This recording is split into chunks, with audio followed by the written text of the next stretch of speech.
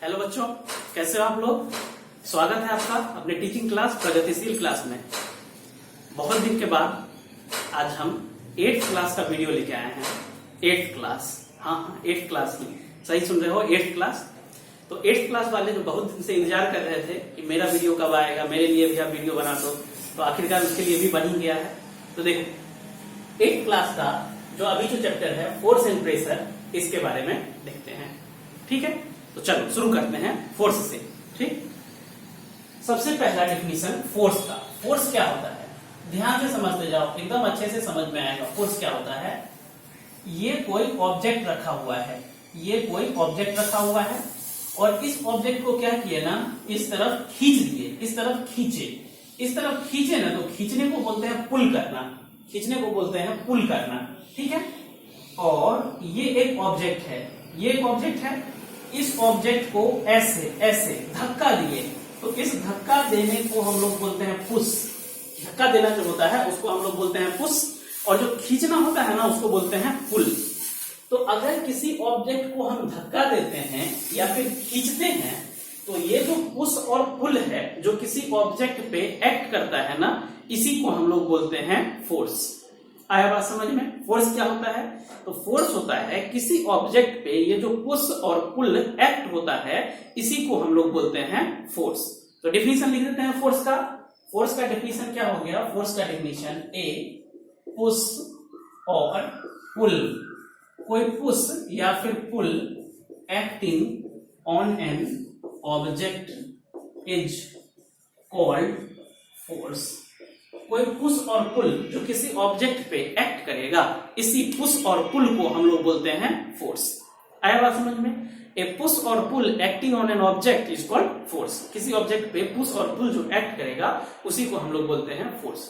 अब देखो, हो सकता है कि ये जो हम लोग पुश या फिर पुल लगाए या फिर जो फोर्स लगाए, तो उस फोर्स की वजह से उस ऑब्जेक्ट में मोशन आ सकता है, या ऐसा नहीं हो कि हम जो पुश और पुल यहाँ पे किए तो इस पुश और पुल के वजह से ये ऑब्जेक्ट मूव ही करने लगे।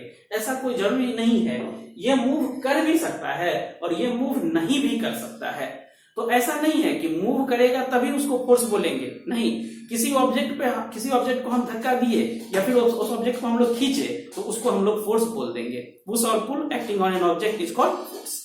ठीक है, अभी देखते हैं एक छोटा सा टॉपिक है इसके बाद कि फोर्स का इफेक्ट क्या क्या होगा। इफेक्ट ऑफ फोर्स मतलब ये जो पुश और पुल लगा है ना, तो इस पुश और पुल का इफेक्ट क्या हुआ। तो अब उस इफेक्ट को देखो, लिख रहे हैं इफेक्ट क्या होगा इसका। इफेक्ट, ये जो फोर्स लगा है जिसको हम लोग बोले ये पुश और पुल लगा है ना, तो इस फोर्स का इफेक्ट क्या है। इफेक्ट ऑफ फोर्स, इस फोर्स का इफेक्ट क्या है।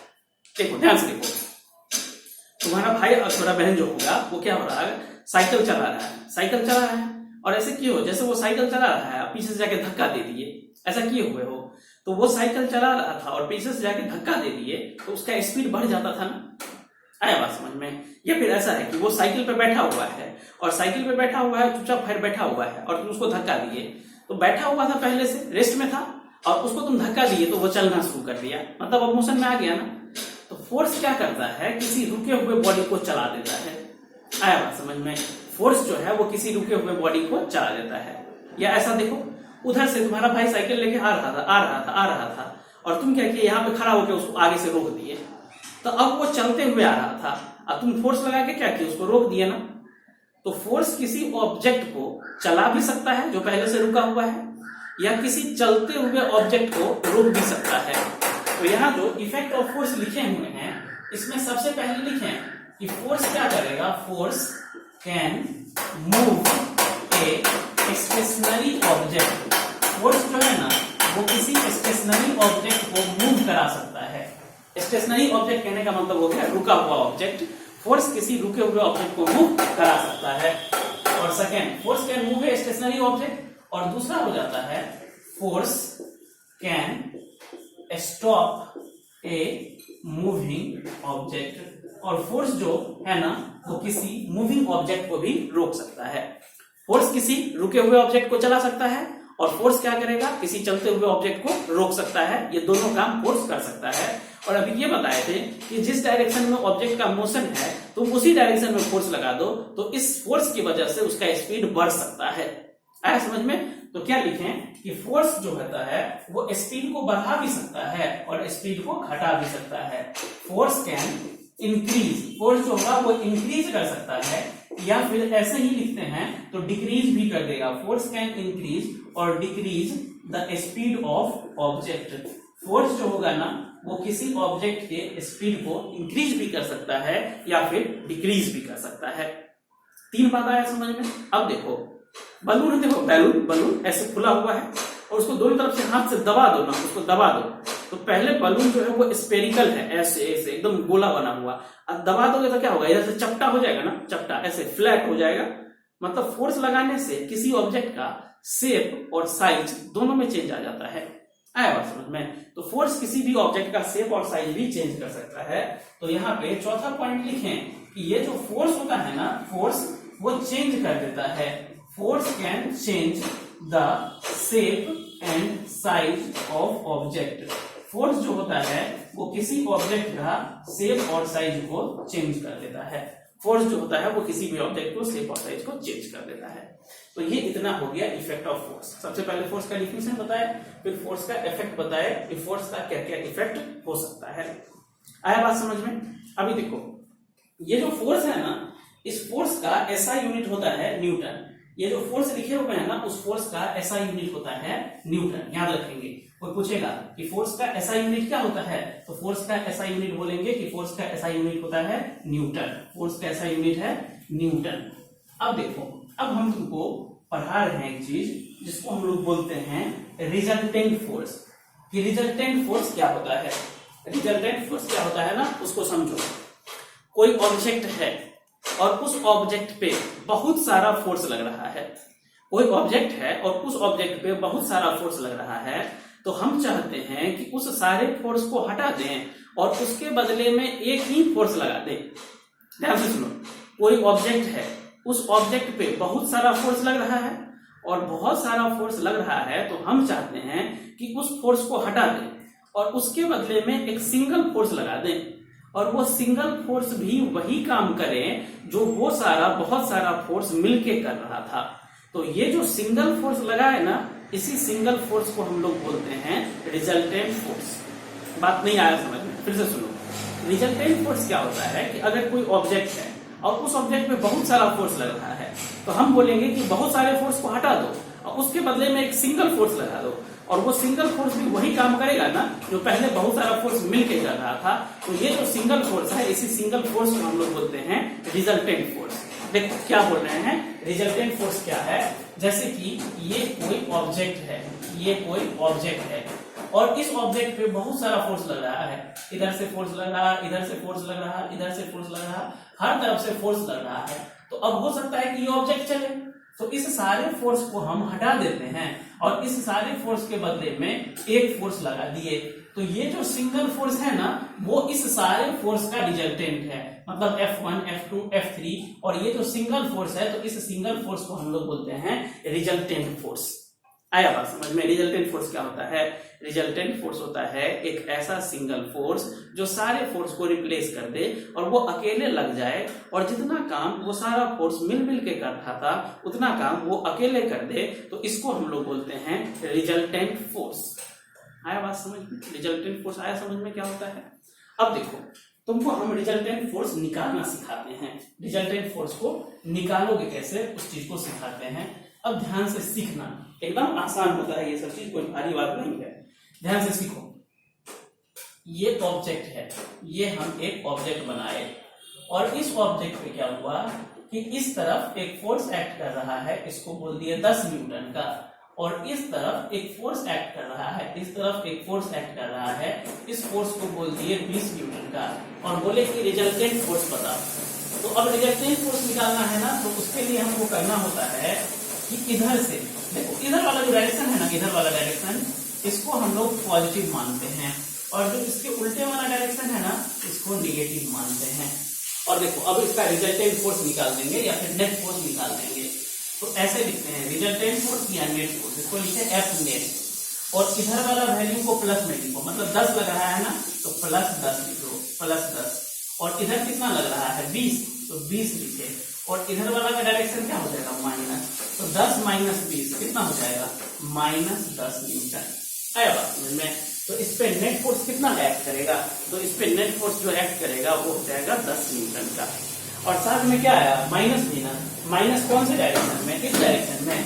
तो इसका अब फिर से डायग्राम बनाओ।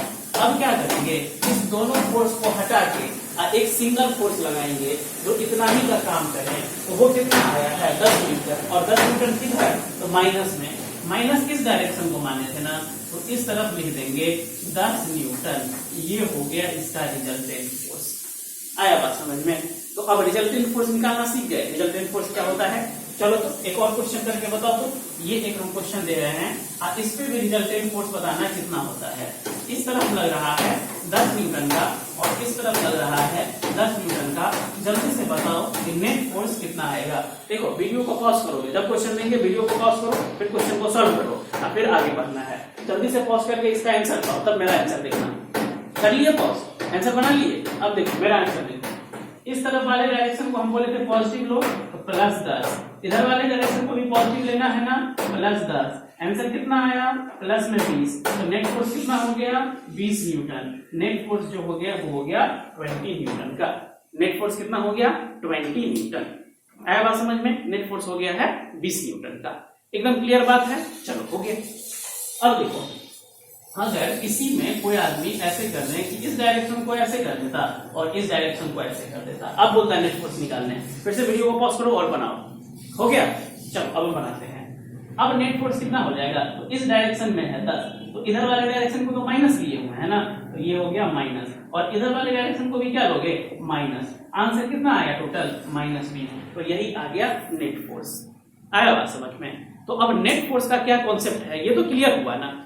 अब देखो, अब तुमको हम इसी में नेट फोर्स के बेसिस पे दो टाइप का फोर्स बताते हैं।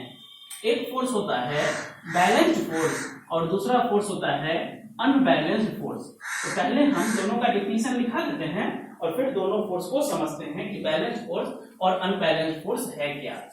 तो सबसे पहले देखो क्या है बैलेंस्ड फोर्स। बैलेंस्ड फोर्स देखो इसका डिफिनेशन क्या होता है, if the resultant of all the force, if the resultant of all the force acting on a body is 0। अगर रिजल्टेंट सारे फोर्स का जो किसी ऑब्जेक्ट पे एक्ट कर रहा है वो 0 होता है, तब हम ऐसे फोर्स को बोलते हैं balanced force. Then it is called balanced force. तब हम लोग ऐसे फोर्स को बोलते हैं बैलेंस्ड फोर्स। तब हम लोग ऐसे फोर्स को बोलते हैं बैलेंस्ड फोर्स। अगर रिजल्टेंट सारे फोर्स का जो किसी ऑब्जेक्ट पे लग रहा है और वो सारा का सारा रिजल्टेंट 0 के बराबर का हो गया, तो ऐसे फोर्स को हम लोग बोलते हैं बैलेंस्ड फोर्स। जैसे देखो एग्जांपल समझो, एग्जांपल से हम तुमको समझाते हैं। एक एग्जांपल लिए, जैसे ये ऑब्जेक्ट है, ये ऑब्जेक्ट है, ये ऑब्जेक्ट बना दिए और इस ऑब्जेक्ट पे इस तरफ लग रहा है 10 न्यूटन का फोर्स और इस तरफ भी लगा दिए हैं 10 न्यूटन का फोर्स। तो अगर तुमसे बोलता है कोई नेट फोर्स निकालो, तो नेट फोर्स कैसे निकालोगे, इस तरफ 10 है तो इस तरफ हो गया +10, इस तरफ भी 10 है तो माइनस डायरेक्शन में तो -10, तो ये 10 और -10 कितना हो गया 0। तो नेट फोर्स या इसी को क्या बोलते हैं रिजल्टेंट फोर्स, और इसका आंसर कितना आया 0। तो अगर किसी ऑब्जेक्ट का रिजल्टेंट फोर्स 0 के बराबर, तब हम बोलेंगे कि इस ऑब्जेक्ट पे कैसा फोर्स लग रहा है, तो बोलेंगे बैलेंस्ड फोर्स लग रहा है। आया बात समझ में। अगर किसी ऑब्जेक्ट पे लगने वाला फोर्स 0 के बराबर हो जाता है नेट फोर्स, तो ऐसे फोर्स को हम लोग बोलते हैं balanced force. If the resultant of all the forces acting on a body is 0, then it is called balanced force. कहानी क्लियर है। चलो अब बात को समझो आगे। अब इसी बैलेंस्ड को हम बनाते हैं अनबैलेंस्ड। लोग फिर से करोगे, हम इसी में मिटा देते हैं unbalanced force. If the resultant of all the force acting on a body is not 0, अगर सारा फोर्स जो किसी बॉडी पे एक्ट कर रहा है वो 0 के बराबर नहीं है, तब हम लोग उसको बोलते हैं अनबैलेंस्ड फोर्स। अगर रिजल्टेंट फोर्स 0 के बराबर बैलेंस्ड फोर्स, अगर रिजल्टेंट फोर्स 0 के बराबर नहीं आया तो ऐसे फोर्स को हम लोग बोलते हैं अनबैलेंस्ड फोर्स। अब देखो अनबैलेंस्ड फोर्स क्या हो गया, तो जैसे हम इधर की तरफ अब लगा दिए 20 न्यूटन का फोर्स, इधर लग रहा है 10 न्यूटन, तो अब नेट फोर्स लिखोगे तो इस डायरेक्शन में कितना है तो +20 और इस डायरेक्शन में कितना है -10, 20 - 10 कितना होगा 10 न्यूटन, तो ये कितना आंसर आ गया 10 न्यूटन।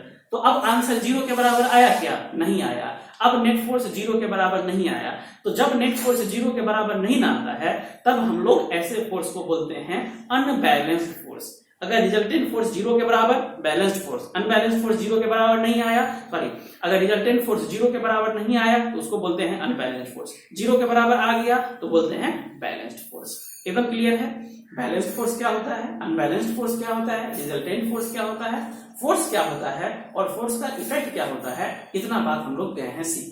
तो अब बढ़ते हैं इसी में आगे। अब देखो हम तुमसे एक बात पूछ रहे हैं, जरा ध्यान से देखो और बताओ तो इस क्वेश्चन का आंसर। ये एक ऑब्जेक्ट है और इस ऑब्जेक्ट पे इस तरफ लगा दिए हैं 5 न्यूटन और इस तरफ भी लगा दिए हैं 5 न्यूटन, और यहाँ पे एक दूसरा ऑब्जेक्ट है, यहाँ पे ये दूसरा ऑब्जेक्ट है, इस तरफ हम लगा दिए हुए हैं 10 न्यूटन और इस तरफ लगा दिए हैं 2 न्यूटन। ये सेकेंड ऑब्जेक्ट है, ये वाला फर्स्ट ऑब्जेक्ट है। आया बात समझ में?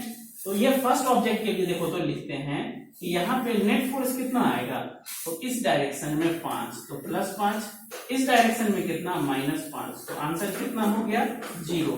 तो नेट फोर्स कितने के बराबर 0 के बराबर। और इस पे देखो ना, इस वाले में उस डायरेक्शन में कितना हो गया +10, लिखो एफ नेट का वैल्यू उस डायरेक्शन में +10, इस डायरेक्शन में -2, +10 -2 कितना हो गया, यहाँ से हो गया 1 न्यूटन। रिजल्टेंट फोर्स किसके बराबर 0 के बराबर, इसको हम कैसा फोर्स बोलेंगे, तो क्या इसको बोल सकते हैं कि ये जो फोर्स है ये बैलेंस्ड फोर्स है, और यहाँ पे रिजल्टेंट फोर्स 0 के बराबर नहीं है, तो क्या इसको बोल सकते हैं ये कैसा फोर्स है, तो ये जो है ये एक अनबैलेंस्ड फोर्स है, ये जो है ये एक अनबैलेंस्ड फोर्स है। रिजल्टेंट फोर्स 0 के बराबर बैलेंस्ड फोर्स, रिजल्टेंट फोर्स 0 के बराबर नहीं है तो इसको हम लोग कैसा फोर्स बोलेंगे, अनबैलेंस्ड फोर्स। अब जो बात हम बताने जा रहे हैं उसको सुनो।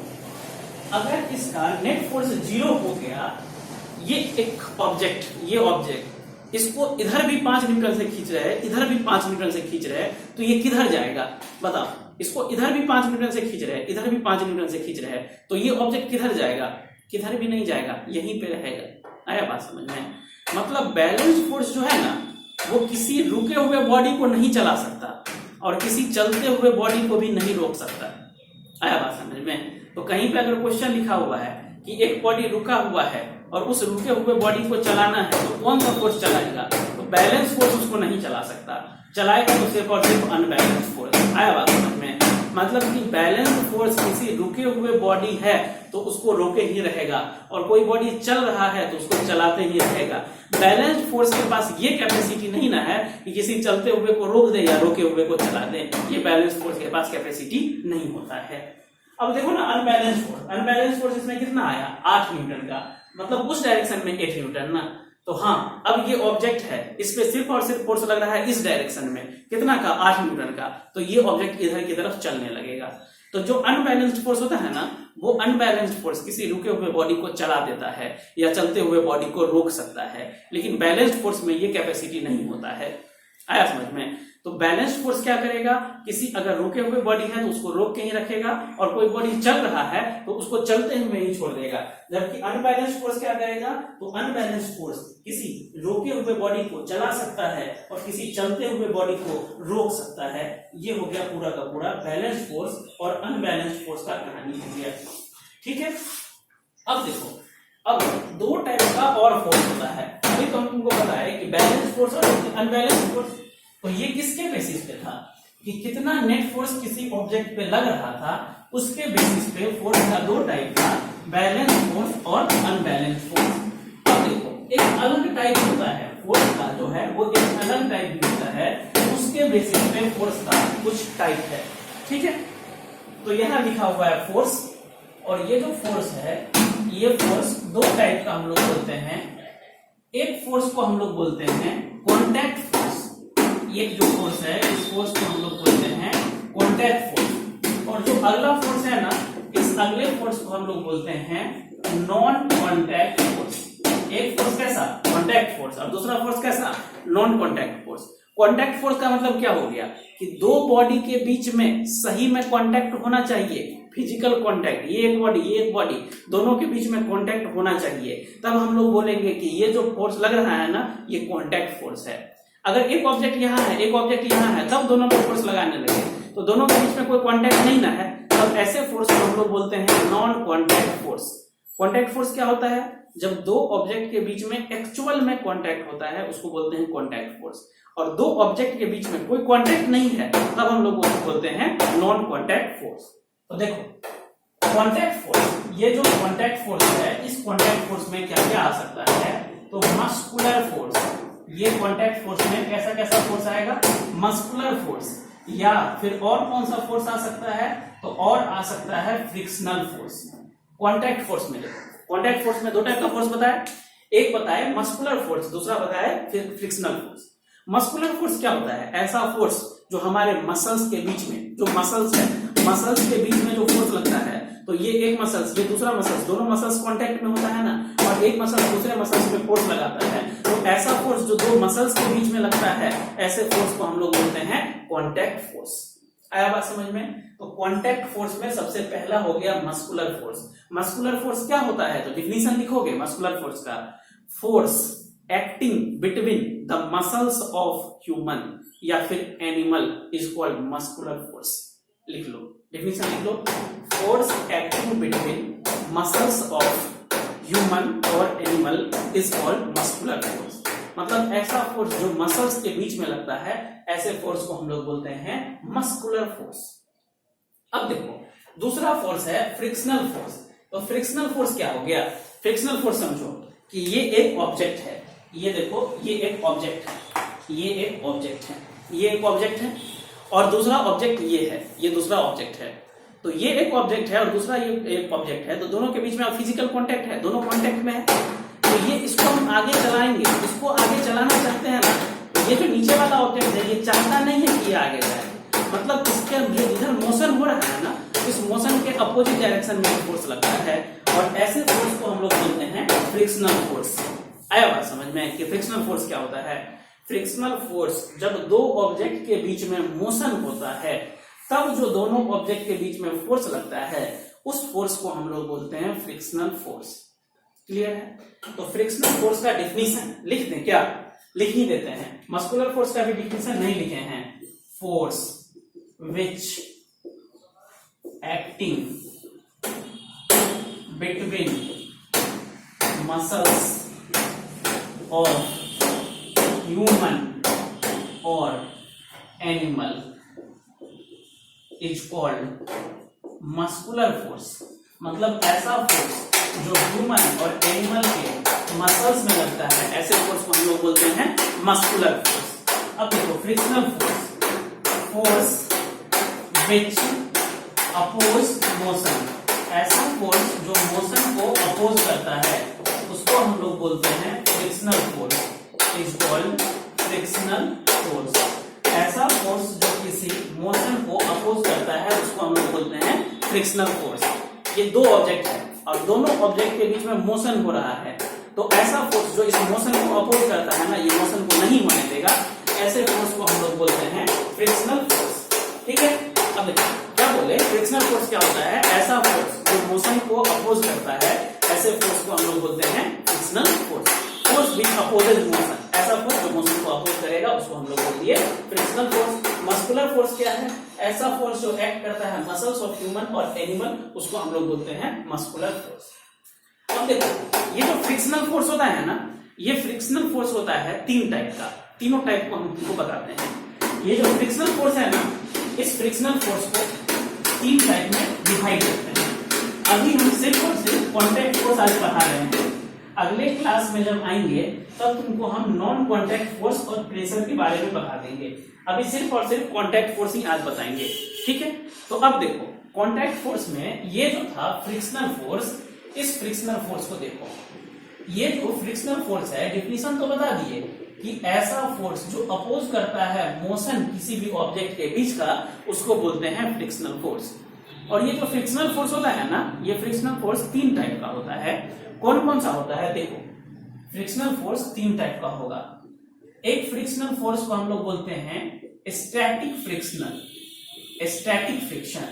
एक जो होता है ना, एक को हम लोग बोलते हैं sliding friction, sliding friction, sliding friction. और तीसरा जो होता है ना, तीसरा हो जाता है रोलिंग फ्रिक्शन। ये तीसरा हो जाता है रोलिंग फ्रिक्शन। आया बात समझ में? 3 टाइप का फ्रिक्शनल फोर्स होता है, स्टैटिक फ्रिक्शनल फोर्स, उसके बाद स्लाइडिंग फ्रिक्शनल फोर्स, उसके बाद rolling frictional force. Static frictional force कब लगेगा? जब 2 ऑब्जेक्ट एक दूसरे के ऊपर रुका हुआ रहे। जैसे ये जमीन है और इस पे एक ब्लॉक लगा दिए और ये ब्लॉक जो है ना इस पे रेस्ट पे है, तब जो इस दोनों के बीच में फोर्स लग रहा है ना, ऐसे फोर्स को हम लोग बोलते हैं स्टैटिक फ्रिक्शनल फोर्स। मतलब ऐसा फोर्स जो किसी 2 ऑब्जेक्ट के बीच में अगर वो रखा हुआ है तब लग रहा है, तब हम लोग ऐसे फ्रिक्शनल फोर्स को बोलते हैं स्टैटिक फ्रिक्शनल फोर्स। आया बात समझ में? Force acting between 2 object when they are stationary, then the force is called static frictional force. ऐसा फोर्स जो 2 ऑब्जेक्ट के बीच अगर वो स्टैटिक है, मतलब रुका हुआ है, तब जो फोर्स लगता है उसको बोलते हैं स्टैटिक फ्रिक्शनल फोर्स। अब देखो, ये जो अगला फोर्स है, ये अगला फोर्स क्या है? ये अगला फोर्स है स्लाइडिंग फ्रिक्शन। स्लाइडिंग क्या होता है? देखो, ये एक ऐसे है, ऐसे याद करो, झूला, ऐसा वाला झूले पे झूले हुए क्या? स्कूल में ऐसा झूला होता था, ऐसा वाला, ऐसे सीढ़ी से चढ़ के ऊपर गया और यहाँ से ऐसे गिर जाते थे। अच्छा, जब तुम गिरते रहते थे तो तुम्हारा कपड़ा होता था, वो तुमको गिरने नहीं देता था, पीछे से पकड़ के खींच के रखता था ना, तो थोड़ा सा तुमको ऐसा धक्का लगाना पड़ता था, तब जाके आराम से स्लाइड हो जाते थे। तो अब यहाँ जो फोर्स लगेगा ना फ्रिक्शन का, यहाँ जो फोर्स लगेगा फ्रिक्शन का, ऐसे फोर्स को हम लोग बोलते हैं स्लाइडिंग फ्रिक्शन। आया समझ में? मतलब जब प्लेन ऐसा रहे, हम लोग ऐसे मोशन कर रहे हैं, तब जो फ्रिक्शनल फोर्स लगता है इसको हम लोग बोलते हैं स्लाइडिंग फ्रिक्शन। और अगला आ जाता है रोलिंग फ्रिक्शन। रोलिंग फ्रिक्शन देखो कैसा होगा, ये जमीन है, ये जो है ये ऐसे फ्लैट जमीन है और इस पे एक ऐसा बॉल रख दिए, ये ऐसा बॉल रख दिए, तो अब ये बॉल क्या करेगा? ऐसे ऐसे ऐसे ऐसे घूम घूम के चलेगा। तो अब जो यहाँ पे जो फ्रिक्शनल फोर्स लगेगा ना, इस फोर्स को हम लोग बोलते हैं रोलिंग फ्रिक्शनल फोर्स। आए बात समझ में? 3 टाइप का फ्रिक्शनल फोर्स बताए, स्टैटिक फ्रिक्शनल फोर्स, उसके बाद बताए स्लाइडिंग फ्रिक्शनल फोर्स, और फिर तीसरा बता दिए रोलिंग फ्रिक्शनल फोर्स। तो स्टैटिक फ्रिक्शन क्या हो गया? जब ऑब्जेक्ट रुका हुआ रहेगा, जब 2 ऑब्जेक्ट के बीच में फोर्स लगा है, उसको हम लोग बोलते हैं स्टैटिक फ्रिक्शन। फिर दूसरा बताए कि दूसरा बताया स्लाइडिंग। स्लाइडिंग हो गया अगर ऐसा वाला प्लेन रहे, ऐसा वाला, तो उस पे जो फ्रिक्शन लगता है उसको हम लोग बोलते हैं स्लाइडिंग। और अगर कोई ऑब्जेक्ट जो है वो स्पेरिकल टाइप का है, सर्कुलर टाइप का है, कर्व टाइप का है, सिंपल सा बोलो, तब जो उसके बीच में फ्रिक्शन लगता है, उस फ्रिक्शन को हम लोग बोलते हैं रोलिंग फ्रिक्शन। क्लियर है? अब तीनों में एक बात याद रखना है कि स्टैटिक फ्रिक्शन सबसे ज्यादा होता है, इसके बाद जो वैल्यू होता है वो स्लाइडिंग फ्रिक्शन का, और सबसे कम जो वैल्यू होता है वो रोलिंग फ्रिक्शन का। मतलब तुमको 3 फ्रिक्शन का वैल्यू दे दिया, 20 न्यूटन, 10 न्यूटन, 5 न्यूटन, और बोला कि तीनों में से स्टैटिक कौन है, तो जो सबसे बड़ा वाला है वो स्टैटिक, जो सबसे कम वाला है वो रोलिंग, और जो बीच वाला है ना, उस बीच वाले को हम लोग बोलेंगे स्लाइडिंग फ्रिक्शन। तो यहाँ पे लिखते हैं क्या, यहाँ पे इधर लिख देते हैं कि स्टैटिक फ्रिक्शन जो होगा ना वो सबसे ज्यादा होगा, स्टैटिक सबसे ज्यादा, स्टैटिक से कम जो होगा वो स्लाइडिंग होगा, और उससे भी जो कम होगा ना वो रोलिंग होगा। मतलब सबसे ज्यादा वैल्यू स्टैटिक का, फिर उसके बाद वैल्यू होगा स्लाइडिंग का, और उसके बाद होगा वैल्यू रोलिंग का। मतलब कॉन्टैक्ट फोर्स जो था ना, तो कॉन्टैक्ट फोर्स में 2 टाइप का फोर्स, एक मस्कुलर फोर्स ह्यूमन और एनिमल के मसल्स के बीच में लगता है, उसको हम लोग बोलते हैं मस्कुलर फोर्स, और दूसरा बताया फ्रिक्शनल फोर्स, ऐसा फोर्स जो किसी भी ऑब्जेक्ट के मोशन को अपोज करता है, ऐसे फोर्स को हम लोग बोलते हैं फ्रिक्शनल फोर्स। ठीक है? उसके बाद तुमको 3 टाइप का फ्रिक्शनल फोर्स बताए, एक बताया स्टैटिक फ्रिक्शन, फिर बताया स्लाइडिंग फ्रिक्शन, और फिर बताया रोलिंग फ्रिक्शन। और ये भी बताया ना कि जो स्टैटिक फ्रिक्शन है उसका वैल्यू सबसे ज्यादा होगा, उससे कम वैल्यू जो है वो स्लाइडिंग का होगा, और सबसे कम वैल्यू जो होगा वो रोलिंग का होगा। ठीक है? तो अब अगले क्लास में जब आएंगे तब हम तुमको नॉन कॉन्टैक्ट फोर्स के बारे में बताएंगे, और साथ में प्रेशर क्या होता है इस सब के भी बारे में बताएंगे। तो क्या करना है तुम लोग को, जब वीडियो ये चल रहा है, कॉपी लेके रखना है, चैप्टर का नाम लिखना है, जो डिफिनीशन हम बोलते हैं उस डिफिनीशन को लिख लेना है कॉपी में, जो एग्जाम्पल देते हैं उसको भी लिखना है, और जो क्वेश्चन बोलते हैं उस क्वेश्चन को वीडियो को पॉज करो और रोको और खुद से बनाओ। आया बात समझ में? अच्छे से पढ़ाई करो। फिर से मिलते हैं अगले वीडियो में, तब तक के लिए टेक केयर, बाय बाय।